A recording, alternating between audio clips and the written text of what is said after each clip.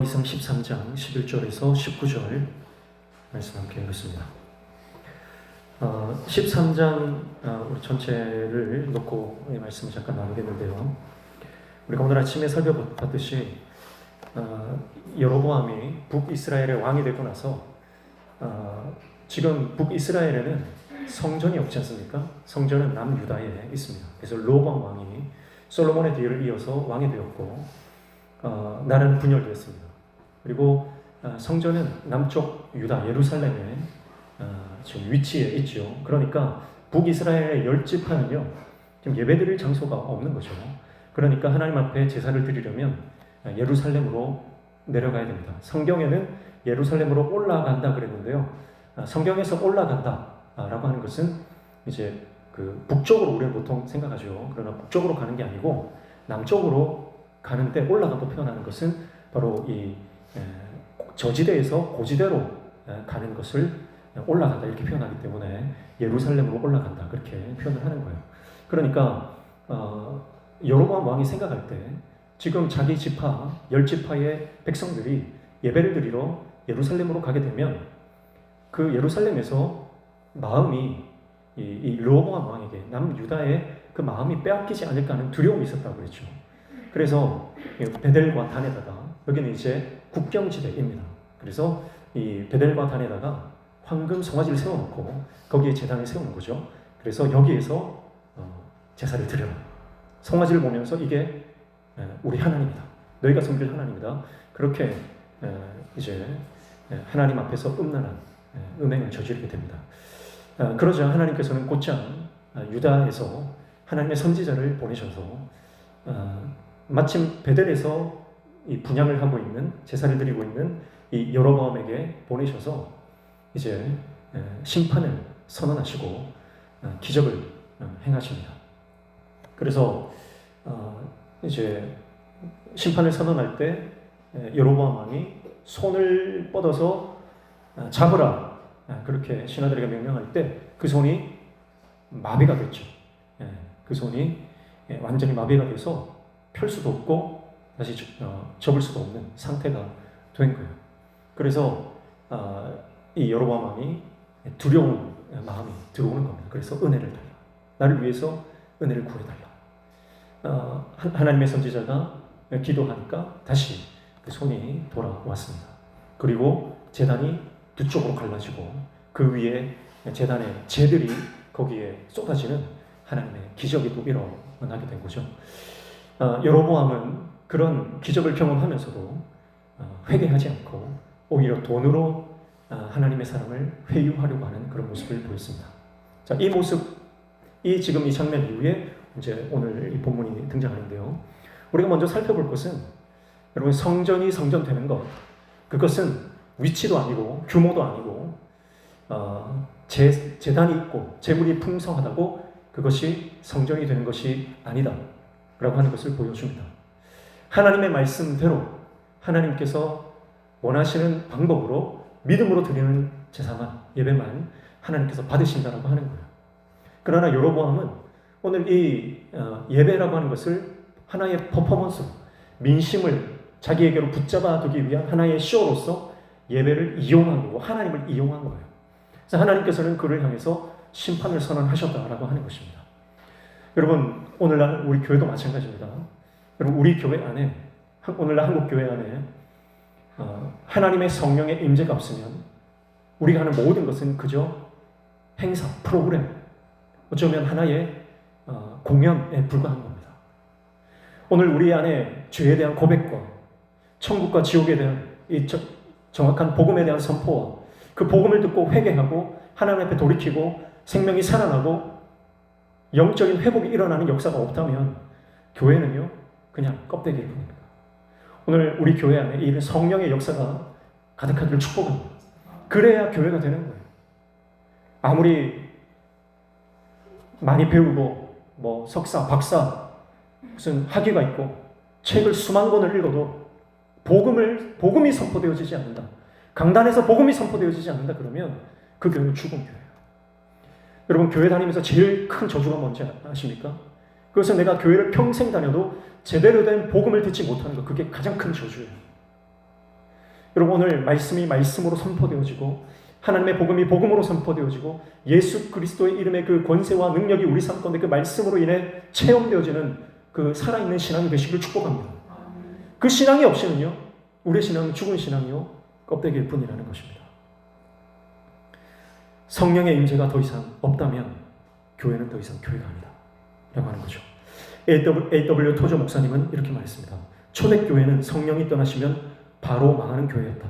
그러나 현대교회는 성령이 떠나셔도 아무 일이 일어나지 않는 것처럼 보인다. 그렇게 말했어요. 여러분, 왜 그렇습니까? 현대교회는 성령이 떠나도 망하는 것처럼 보이지가 않습니다. 왜 그렇죠? 원래부터 성령이 없는 교회들이 있었기 때문에 그럴까요? 초대교회는 왜 성령이 떠나시면 바로 망합니까? 초대교회는 성령이 전부인 교회였기 때문에 그래요.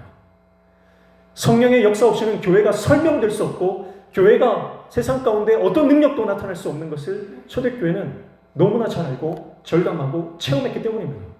그들 안에 성령이 없다면 더 이상 교회가 아니고 성령이 임하시지 않았으면 교회가 시작될 수도 없었다는 것을 우리는 너무 잘 알죠. 그래서 초대교회 성도들은 그 성령의 사역과 성령의 능력과 성령을 붙들고 신앙생활을 하는 겁니다. 그러나 오늘날 많은 교회들은 이 성령을 알지도 못합니다. 성령의 능력과 은사와 체험이 전무한 그런 시대를 살고 있는 성도들이 너무 많은 거예요. 여러분, 오늘 저와 여러분이 말씀 가운데 이 성령을 경험하시길 축복합니다. 찬양 가운데 성령의 임재가 우리 가운데 체험되시기를 축복합니다. 그래서 우리가 기도할 때 성령의 이 임재와 만지심, 역사와 이 경험들이 우리 가운데 있어야 돼요. 머리로만 아는 신앙으로는요, 우리 신앙이 성장할 수가 없습니다. 바른 복음으로 나아갈 수가 없는 거예요. 성령이 역사해야 여러분 우리가 복음을 믿고 예수 그리스도를 구주로 영접하고 그리고 이 땅 가운데서 하나님의 군사로, 영적인 군사로 살아갈 수 있는 거예요. 그래서 저는 부족한 종이지만, 미천한 종이지만 종을 통해서 말씀의 권능과 성령의 역사가 이 영권이 나타나도록 끊임없이 기도하고 있습니다. 저를 위해서 기도해 주십시오. 자, 말씀을 증거할 때 죄가 드러나고 그 죄를 자복하고 회개하는 역사가 일어납니다.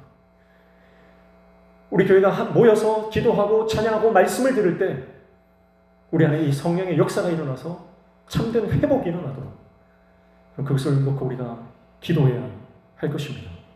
그래서 내가 생각하고 내가 계획하고 내가 상상하고 내 안에서 일어나는 모든 것들이 이것이 정말 성령이 주신 것인가 아니면 인간의 생각인가, 그것을 늘 점검해야 하는 거죠. 유기성 목사님께서 한번 이 박보영 목사님을 교회에 부흥 강사로 초대를 하셨어요. 그런데 유기성 목사님이 박보영 목사님한테 우리 교회 와서 부흥회를 좀 인도해 달라고 하니까 이 목사님이 목이 완전히 잠겨서 목소리가 안 나오는 거예요. 그래서 목사님, 제가 도저히 목소리가 안 나와서 부흥회를 인도할 수가 없습니다. 유기성 목사님이 뭐라고 말씀하셨냐면, 목사님이 설교 안 하셔도 됩니다. 그저 오셔서 단위에 올라가서 성도들 눈 한번 맞춰주시고 그리고 강단위 쪽에서 저 끝까지 한번 쭉 걷고 들어가셔도 설교 한마디도 안 하셔도 우리 교회 성도들은 은혜 받을 겁니다. 그러니까 아무 상관하지 말고 와달라고 그렇게 말씀하셨다는 거예요. 그러니까 이 박보영 목사님이 이 유기성 목사님의 말씀을 듣고 얼마나 위로가 되는지, 얼마나 힘이 되는지 모르겠다는 거죠. 그래서 그때 다짐했대요. 목사님이 정말 내가 유 목사님 말씀처럼 정말 성도들 눈만 이렇게 바라봐도, 지그시 눈만 마주쳐도 성도들이 은혜 받는 목사가 되게 해주십시오. 그저 강단에 올라와서 별 말은 안 해도, 그저 강단에 올라서서 내려가기만 해도 성도들이 은혜 받는 그런 영권이 있는 목사가 되게 해주십시오. 그때부터 기도하셨다는 거예요. 사랑하는 성도 여러분, 오늘 저와 여러분이 그런 하나님의 종들이 축복합니다. 그저 말 한마디 안 해도요, 그저 손 한번 잡아주면 거기에서 힘을 얻고 은혜를 받고 죽어야 할 사람이 살아나는 역사, 포기한 사람이 다시 희망을 얻는 역사가 오늘 저와 여러분을 통해서 일어나기를 축복합니다. 그게 우리 안에 예수가 있으면, 우리 안에 성령이 역사하시면 일어나는 성령의 역사인 줄로 믿습니다. 저도 오늘 설교를 준비하면서 그 목사님의 간증을 들으면서 그런 기도를 시작했어요. 하나님, 저도 부족한 목사고 미천한 종이지만, 말주변이 짧고 영권이 없는 그런 목사지만, 그래도 하나님 은혜 주셔서 그저 강단에 섰을 때의 성도들이 은혜 받게 해주십시오. 그저 강단에 서서 말씀을 전하는 것이 부족하더라도 성령께서 역사하셔서 우리 성도들의 마음을 은혜로 채워주십시오. 여러분, 우리가 가정에서도 그런 하나님의 종이 된다면 우리 자녀들이 그저 우리 부모의 뒷모습만 보고도, 뒤통수만 보고도 은혜 받을 수 있는 줄 믿습니다.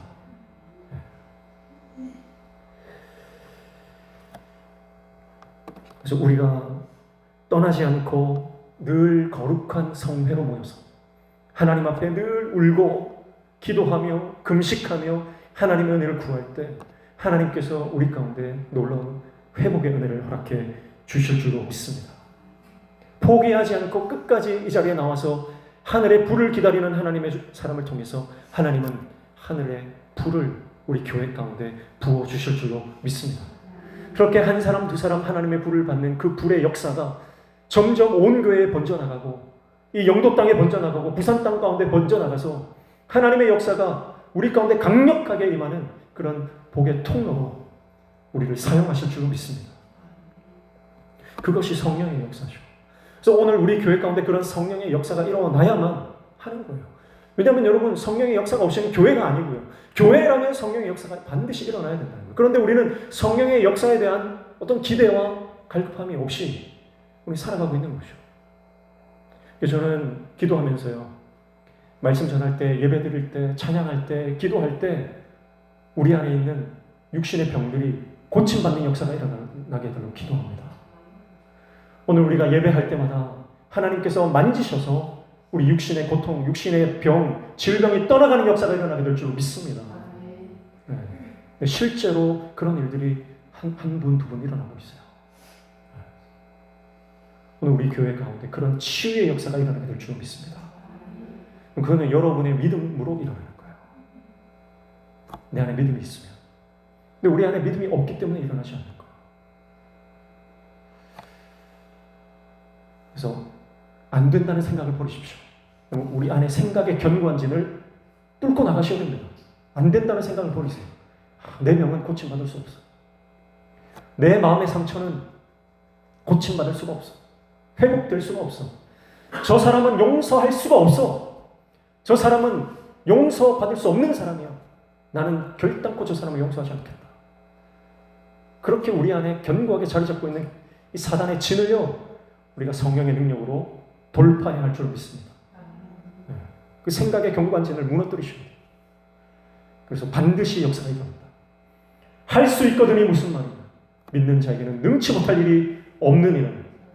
우리가 그 믿음으로 나아갈 때에 우리 공동체 안에 있는 모든 견고한 진들과 가정과 개인 안에 있는 모든 진들이 회파되어지는, 돌파되어지는 역사가 일어나게 될 줄 믿습니다.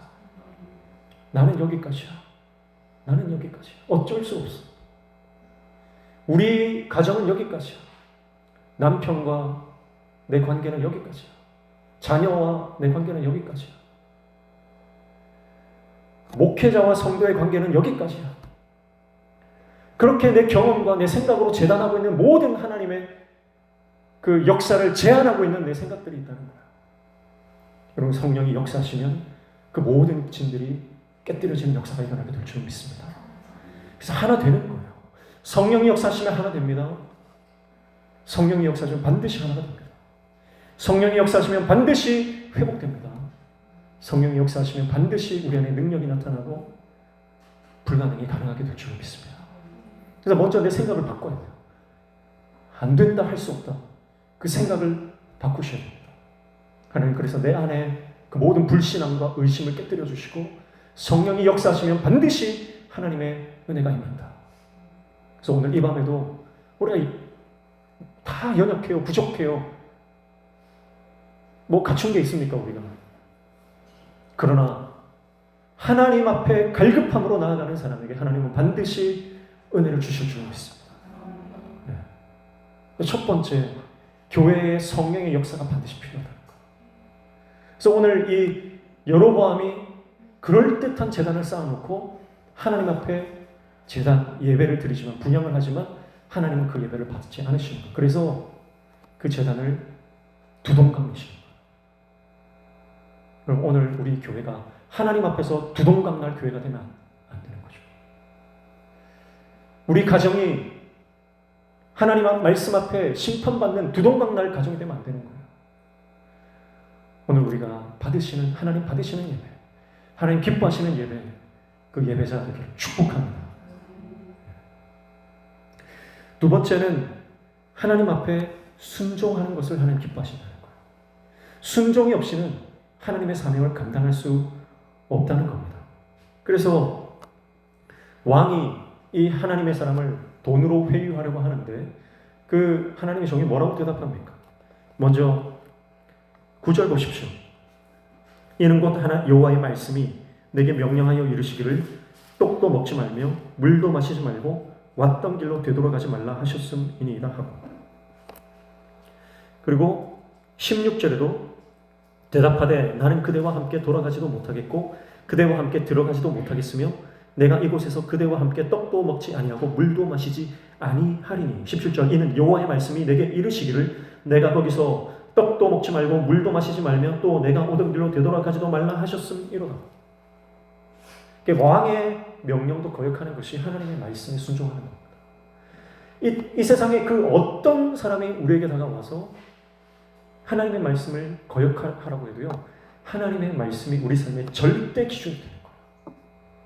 하나님의 말씀이 우리 삶의 절대 가치요, 절대 기준이요, 무조건 따라야 하는 진리가 되는 줄로 믿습니다. 그래서 순종이 권세입니다. 참된 권위는요, 순종할 때 나오는 거예요. 진짜 능력은요, 하나님 말씀에 순종할 때 나오는 겁니다. 그래서 순종의 사람 되시기를 축복합니다. 그래서 순종하는 종이 하나님 앞에 쓰임받습니다. 순종하지 않으면 버림받는 거예요. 사울을 보십시오. 사울은 하나님께서 그를 왕으로 세우셨는데 아말렉과의 전투에서 그 모든 것을 진멸하라고 했어요. 전쟁에서 승리한 이후에 거기에 있는 모든 것을 다 진멸해요. 양떼나 소떼나 좋은 모든 것들을 다 진멸하라. 진멸하다는 것은요, 하나님께 온전히 바친다는 의미가 있어요. 하나도 남김없이 하나님께 다 바쳐. 그렇게 하나님께서 사울에게 말씀하셨어요. 그런데 사울은요, 자기의 보기에 좋은 것은 다 남겨둬요. 그리고 쓸모없는 것, 비천한 것들, 다리 저는 것들, 이런 것들은 다 죽여버리고 자기가 볼 때 기름지고 좋은 것, 쓸만한 것들은요, 핑계를 대고 다 자기가 차지합니다. 하나님께 드리려고 했다는 핑계를 대죠. 여러분, 순종하지 않으면 하나님 버리시는 거예요. 사울이 버림받은 이유는요, 사울이 능력이 없어서도 아니고 사울이 자격이 없어서도 아니에요. 사울이 불순종했기 때문에 하나님은 그를 버리시는 것입니다. 주님께 드릴 거라 핑계하면서 잠시 내가 갖는 거예요. 그게 불순종이에요. 여러분, 우리가 하나님 앞에 순종하고 있다고 착각하는 것들이 많습니다. 그런데 이거 내가 갖기 위해서 하나님 드릴 거라고 말하면서 내가 지금 소유하고 있는 것이, 그것이 불순종의 열매라는 거예요. 언젠가 드릴 거예요. 언젠가 드릴 거예요. 하나님께 드리려고 했어요. 근데 그거 하나님께 통하지 않습니다. 하나님이 우리에게 헌신해라, 순종해라, 지금 섬겨라, 지금 용서해라, 지금 사랑해라 말씀하시는데, 하나님 조금 있다가 조금 형편이 나아지면, 내가 준비가 되면, 그 사람과의 상황이나 환경을 좀 지켜보고 그때 순종하겠습니다. 여러분, 그건 순종이 아닙니다. 사울이 하나님께 드리려고 했습니다라고 핑계하는 것과 똑같은 거예요. 사랑하는 성도 여러분, 하나님이 순종하라 말씀하실 때 계산하지 않고, 내가 이해되지 않고 계산되어지지 않고 소화되지 않더라도 즉각 순종하는 순종의 사람 되시기를 축복합니다. 그게 순종이에요. 왜 이 좋은 거를 다 불태우라고 하시나? 왜 이 좋은 거를 다 죽이라고 하시나? 이해되지 않아도 하나님이 말씀하시면 순종할 때 하나님의 영광을 우리는 경험하게 될 줄로 믿습니다. 그래서 바울이 이 예루살렘으로 갈 때 빌립의 집을 들리잖아요. 근데 이 빌립의 집에 있을 때에 이 아가보라고 하는 예언자가 찾아와요. 그래서 바울의 허리띠를 빼가지고 자기의 손발을 묶어요. 그러면서 예언을 합니다. 예루살렘에 가면 이렇게 결박을 당하고 어려움을 당할 것이다. 그 예언을 들은 그 집안에 있던 동역자들이 뭐라고 합니까? 가면 안 된다고. 가면 안 된다고. 그렇게 만류를 하죠. 그러나 사도 바울은 하나님의 성령이 말씀하시는 그 길을 묵묵히 가는 거예요. 주위의 사람들이 살 길을 찾아나 말하지만 바울은 살 길을 가는 게 아니라 하나님이 가라고 하신 갈 길을 가는 거죠. 순종은요, 내 살 길 찾는 게 아니라 하나님이 가라고 하신 갈 길을 가는 게 바로 순종입니다. 근데 우리는요, 하나님이 가라고 명하신 갈 길을 가는 게 아니라 살 길을 찾는 거예요. 편한 길을 찾는 거예요. 타협하는 길을 찾는 거예요. 좀 더 나은 길, 좀 더 인정받는 길, 좀 더 돈이 되는 길, 좀 더 사람들이 좋아하는 길. 그러나 하나님은요, 다른 모든 길을 인정하지 않으세요. 하나님은 갈 길 가는 그 사람을 순종의 사람으로 보시는 것입니다. 그래서 순종이라고 하는 것은요, 하나님과 거래하는 게 아니에요. 그래서 순종은 거래가 아니기 때문에 하나님은 미리 그 길을 알려주시지 않습니다. 우리가 거래를 하면 계약서가 있지 않습니까? 그럼 계약서 안에 모든 내용이 다 들어가요. 그런데 이 순종이라고 하는 것은요, 하나님의 절대적인 명령이기 때문에 이것은 거래가 아니고 그저 순종하는 겁니다. 그래서 한 걸음 내디딜 정도만 가르쳐 주시는 거예요. 한 걸음 디딜 정도만 하나님께서 보여주시는 거예요. 그 다음 스텝이 뭔지, 그 다음 단계가 뭔지, 그 다음 그림이 뭔지 하나님은 가르쳐 주시지 않는 경우가 대부분입니다. 그래서 그저 하나님 말씀 순종하고 한 걸음 내디딜 때 그때 길이 열리는 거죠. 그럼 순종하여 요단강, 그 넘쳐흐르는 요단강에 발을 넣을 때 물길이 열리고 그 마른 땅을 건너가게 되는 것입니다. 그래서 우리가 걸을 수 있는 걸음의 그 반경만큼만 하나님께서 가르쳐 주신 경우가 많다는 거죠. 그래서 순종이라고 하는 것은요, 대부분 그래요. 내 기질상 할 수 없는 것을 요구하시는 경우가 많아요. 내 성격상 참 불가능한 일들을 요구하실 때가 많습니다. 내 감정과 반대되는 일들을 요구하실 때가 많다는 거예요. 그게 하나님이 요구하신 순종입니다. 이건 내 상식 선으로는 이해되지 않는 그런 일들을 하나님께서는 요구하시는 경우가 많아요.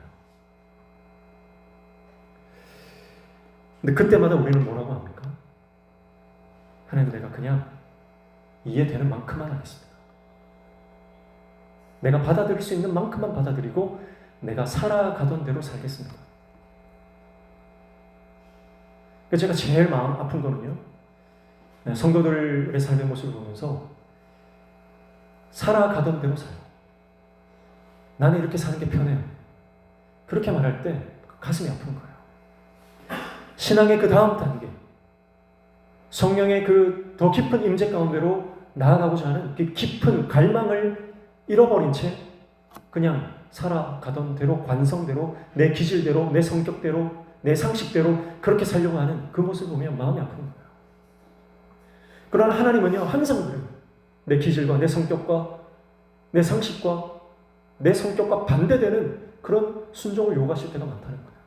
그러나 여러분, 우리가 그 힘든 순종을 우리가 해낼 때 하나님은 그 믿음을 보시고 우리 가운데 놀라운 은혜를 허락해 주실 줄로 믿습니다. 그래서 살 길이 아니라, 편한 길이 아니라, 좀 더 나은 길이 아니라 하나님이 가라고 하시는 그 길이 내가 가야 할 길이라면 묵묵히 십자가를 지고 그 길을 걸어갈 때에 그곳에서 우리는 하나님의 영광을 바라보게 될 줄 믿습니다. 거기에 승리가 있는 거예요. 그래서 인천 필그림 교회 이광진 목사님은 어느 날 박보경 목사님이 부르시더라는 거예요. 그래서 기도원에서 늘 이제 섬기는 거죠. 산에 올라가서 기도원에서 그저 허드렛 일하고 예배 섬기고 그 삶을 살아가는데 주위에 많은 동기들, 또 아는 지인들, 또 주의 종이 됐다는 많은 동료들, 교회가 부흥하고 또 인지도 있는 어떤 설교가 스피커가 되고 그렇게 자기 자리에서 왕성하게 활동을 하는 소식을 안 그래도 들으면서 마음에 주눅이 들고 내가 이 산에 올라와서 과연 내가 하나님 앞에 어떻게 쓰임받을 수 있을까? 내가 여기에서 이렇게 산에서 그저 뭐 허드렛 일하고 뒤치다거리하고 뭐 차량 운행하고 뭐 그렇게 하면서 내가 과연 하나님이 나를 쓰시기나 할까? 그런 생각을 하는 거예요. 그러던 와중에 목사님이 부르더라는 거예요. 그러면서 하나님께서 나에게 말씀을 주셨는데 네가 순종해 줄 수 있겠니? 예, 목사님 순종하겠습니다. 그랬더니 목사님이 하시는 말씀이 너 지금부터 신천지에 들어가라. 신천지 들어가서 거기서 무슨 일이 일어나는지 그들이 가르치는 게 뭔지 그리고 할 수만 있으면 거기 있는 사람들을 회복시켜라. 신천지에 들어가라는 거예요. 그래가지고 신천지에 순종하고 들어갔다는 거예요. 순종하고. 신천지에 1년 6개월 있었답니다. 거기에서 있는 동안 한 번은 뛰쳐나왔대요. 왜 뛰쳐나왔냐면 강의를 하는데 듣고 있는데 새로운 이단을 소개하더라고요. 근데 새로운 이단이 지금 요 주의 인물이다 그러면서 새로운 이단을 소개를 하는데 이름을 적는데 박보영 목사 이렇게 적더라는 거예요. 자기 스승이잖아요. 그러니까 그 말을 못 듣고 있더라는 거예요. 그래서 박보영 목사님 그런 분이 아닙니다 하고 뛰쳐나갔다는 거예요. 그래가지고 목사님께 전화했더니 멘토 목사님께 전화했더니 목사님 저 들킨 것 같습니다. 이제는 안 되겠습니다. 그랬는데 목사님이 그래도 더 있어봐라 그러더라는 거예요. 그래가지고 다시 들어가가지고 신천지에서 다시 활동을 하면서 신천지에서 가르치는 강사까지 됐대요. 그러니까 우여곡절 끝에 1년 6개월을 있으면서 결국은 이제 실패하고 나오게 되는데 마지막 이제 실패하게 된 계기가 자기가 이제 그 안에서 몰래 복음을 가르친 거예요. 자기가 가르치는 그 학생들한테 몰래 복음을 가르친 거예요. 근데 복음을 가르치는데 교회에서는 이렇게 가르치더라 하면서 진리를 계속 가르친 거죠.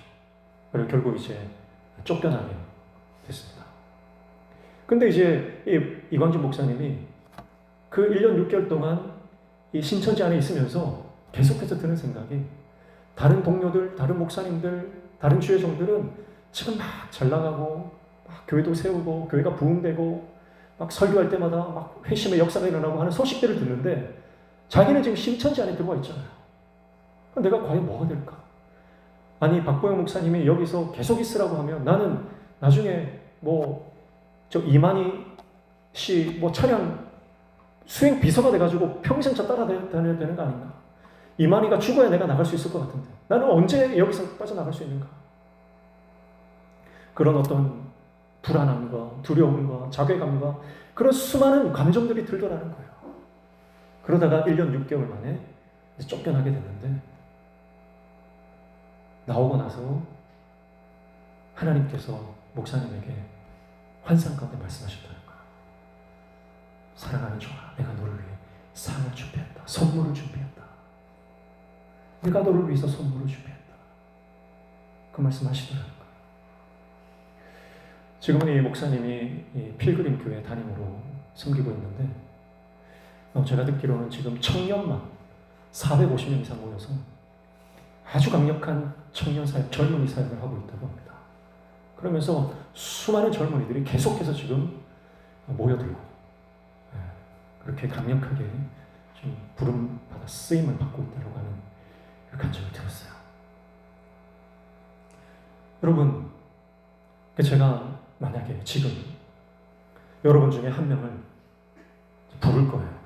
이제 예배 끝나고 나면 제가 부를 겁니다. 목양실로 잠시 오십시오. 그래서 지금부터 1년 6개월 동안 신천지에 들어갔다 오십시오. 그럼 여러분 들어가겠습니까?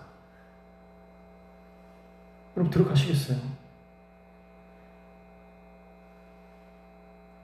1년 6개월 동안 거기서 잠복하고 스파이 노릇을 하라고 하면 일반 성도도 하기 힘들어요. 그런데 목회자가 앞날 창창한 신학생이 그 신천지 들어갔다가 완전히 앞길이 막힐 수도 있는 문제 아닙니까? 그런데 순종하니까 하나님께서 강력한 하나님의 종으로. 그 목사님 메시지가 얼마나 강력한지 몰라요. 사랑하는 성도 여러분, 오늘 저와 여러분이 순종의 종 되시길 축복합니다. 순종하지 않고는 우리가 주님의 승리를 경험할 수 없는 거예요.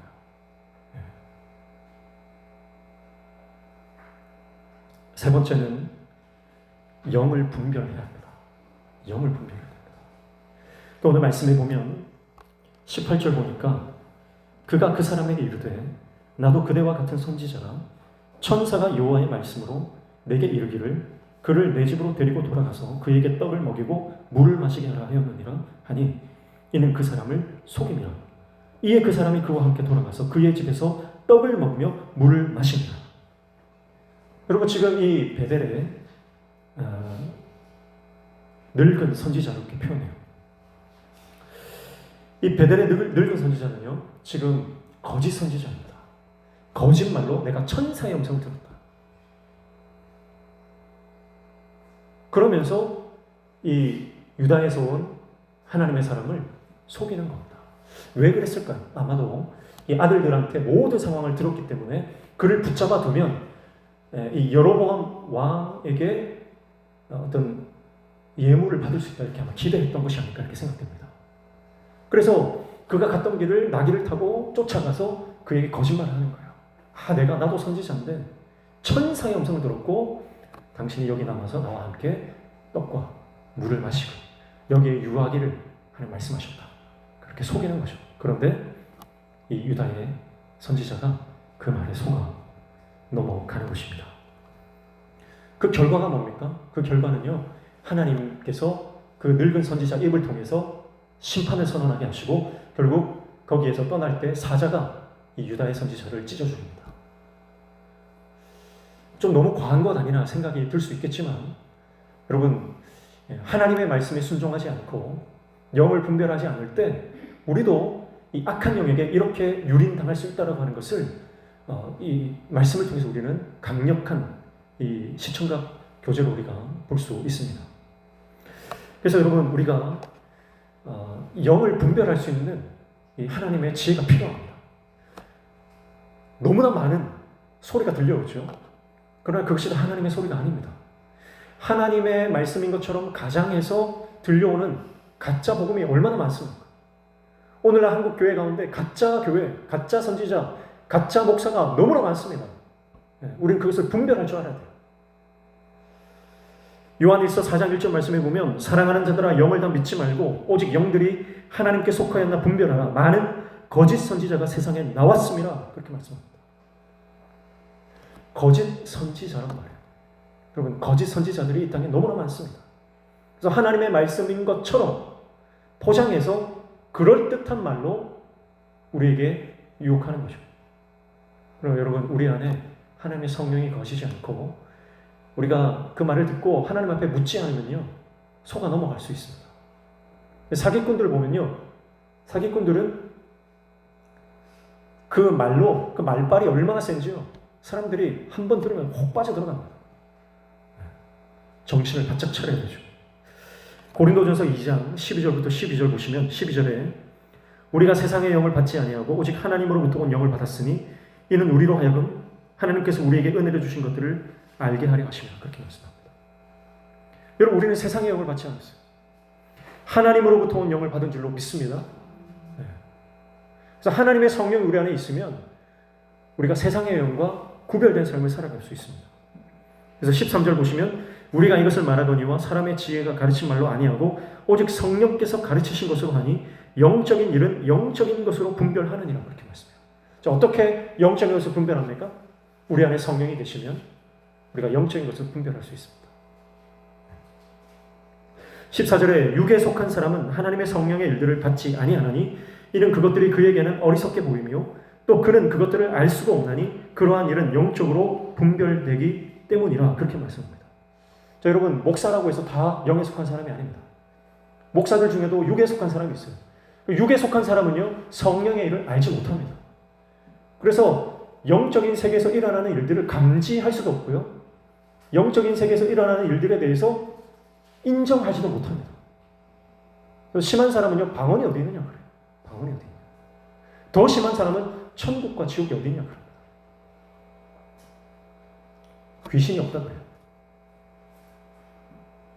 아니, 목사인데 귀신이 없다고 말하는 사람도 있습니다. 방언은 성경의 초대교회에 잠시 있다가 그쳤다. 오늘날 하는 방언은 다 마귀 방언이다. 그렇게 말하는 사람도 있어요. 근데 마귀 방언이 있으면 성령의 방언도 있어야 되는 거 아닙니까? 그냥 앞뒤가 안 맞잖아요.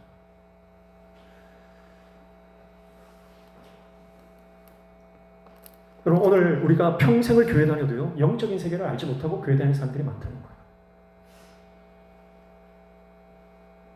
축복합니다. 영적인 세계를 깨닫고 경험하시기를 축복합니다. 그래서 사단이 우리를 계속해서 넘어뜨리는 것은요, 좀 교양 있게 살아가는 거예요. 교양 있게. 좀 세련되게 살아라. 좀 상식적으로 살아라. 좀 논리적으로 살아라. 뭐 과학 모르냐? 그런 얘기들을 우리에게 끊임없이 생각들을 던져줍니다. 그래서 무슨 천국과 지옥이고 귀신이고 무슨 방언이고, 여러분, 그렇게 생각하는 사람에게는 절대 성령의 역사가 일어나지 않죠. 여러분, 우리가 예수님을 믿는 것도 성령의 역사 아닙니까? 여러분, 우리가 성령의 역사가 아니면, 성령이 아니고서는 우리가 예수님을 주라 시인할 수 없다고 했습니다.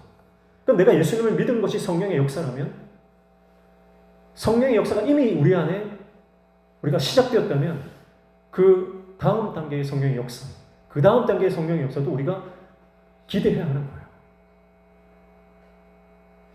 그래서 어쩌면 성령의 역사를 인정하지 않는다 그러면요, 내가 진짜 예수 믿는가? 이것도 점검해 보셔야 됩니다. 내가 정말 예수 믿는가? 그래서 믿음은 뭐로 증명됩니까? 열매로 증명될 거예요. 그 열매를 보면 그가 육신의 사람인지 아니면 영의 사람인지 분별됩니다. 그래서 그가 하는 모든 말과 행동을 통해서 그가 하는 열매들이 전부 육적인 것들이 나온다. 그러면 그 사람은 육의 사람이에요. 그러나 그의 모든 사역과 모든 일과 또 행동과 말을 통해서 성령의 열매가 맺힌다 그러면 그 사람은 성령의 사람이죠. 목회자도 부족할 수 있잖아요. 목회자도 연약한 부분이 분명히 있습니다. 그러나 인간적으로 연약하고 인간적으로 부족한 게 중요한 게 아닙니다. 중요한 것은 그 목회자가 영의 사람이냐 육의 사람이냐가 중요한 거예요.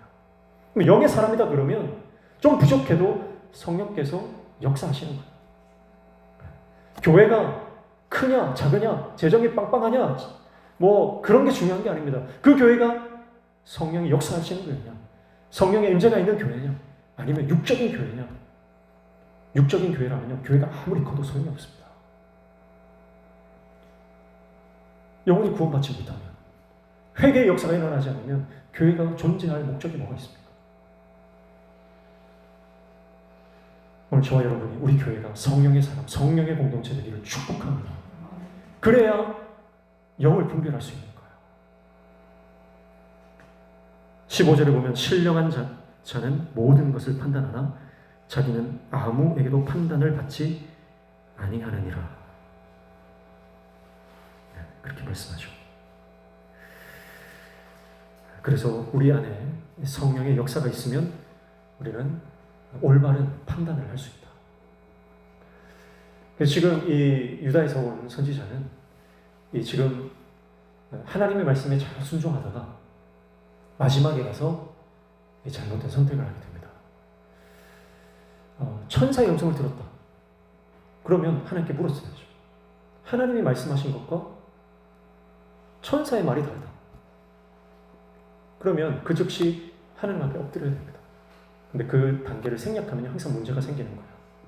여러분, 우리 인생 가운데 하나님 앞에 묻는 것을 생략하면 반드시 우리 인생 가운데 문제가 생긴다는 것을 알고 어떤 상황이든 하나님 앞에 나아가 기도하고 하나님의 음성을 듣고 선택하고 결정할 수 있는 저와 여러분 되시기를 주님의 이름으로 축복합니다.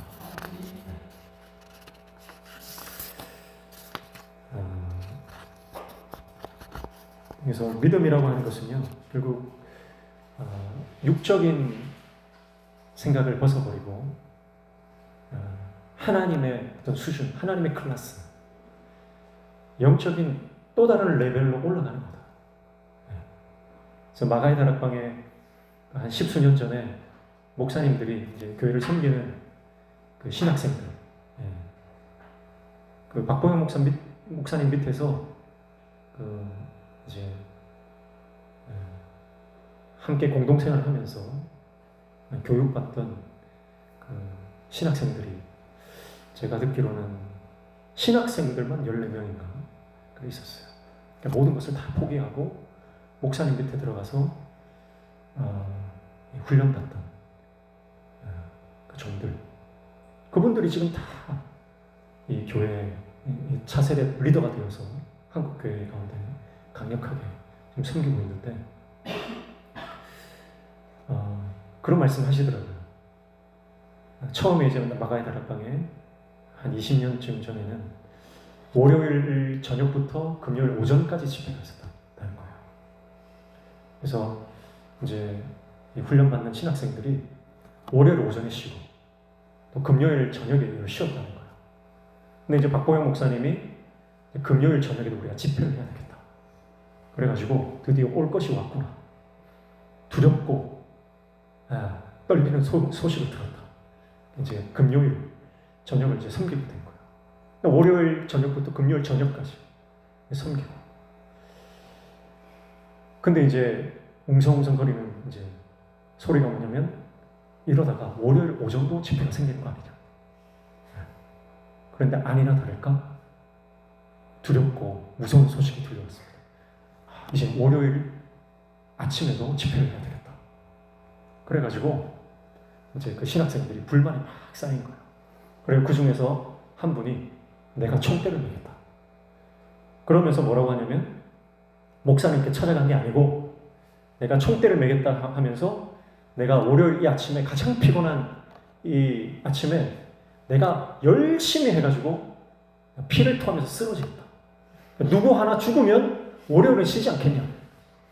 그렇게 했다는 거예요. 그래가지고 이분이 그 월요일 아침 집회를 찬양 인도를 막 온 힘을 다해서 했다는 거예요. 근데 이게 믿음의 비밀이 뭐냐면 그렇게 온 힘을 다해서 하는데 갈수록 더 건강해지더라는 거예요. 이게 영적인 원리라는 거죠. 여러분, 우리가 좀 더 편한 길을 선택하고 좀 더 쉬운 길을 선택하고 세상과 타협하면요, 오히려 우리가 피폐해지고요, 영적으로 갈급해지고요, 우리 안에 이 영적 이 사막화 현상이 일어나는 겁니다. 그러나 힘들수록 기도의 자리를 지키고 피곤할수록 우리가 주님 앞에 나아가 엎드려 기도하고 하나님과 동행하는 삶을 살면요, 하나님께서 하늘의 새 힘을 공급하여 주실 줄 믿습니다. 그 원리로 살아가는 저희 여러분 되시길 축복합니다. 그래서 인간적인 원리와 세상적인 논리가 아니라 하나님의 복음의 능력과 십자가 원리로 우리가 이 땅을 살아갈 때에 세상이 감당치 못하는 하나님의 종으로 우리가 승리하는 삶이 될 줄로 믿습니다. 그래서 어떤 그 방법은 사람마다 다 다르다고 생각해요. 그러나 하나님이 부르신 그 자리에서 우리가 그 부르심에 끝까지 순종하며 끝까지 충성할 때 하나님의 승리를 경험하게 될 줄로 믿습니다. 할렐루야. 말씀을 마무리하겠습니다.